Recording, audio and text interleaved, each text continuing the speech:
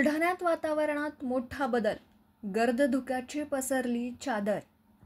बुलढाणेकरांना मिळतोय हिल स्टेशनचा फील, चिमुकल्यांमध्ये आनंदाचं वातावरण.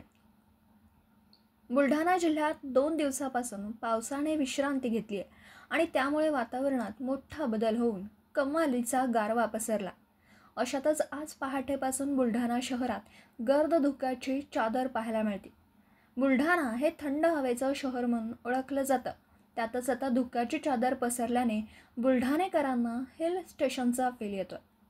वातावरणात बदल झाल्यामुळे याचा मानवी आरोग्यासह पिकांवर देखील परिणाम होण्याची शक्यता वर्तवण्यात येते.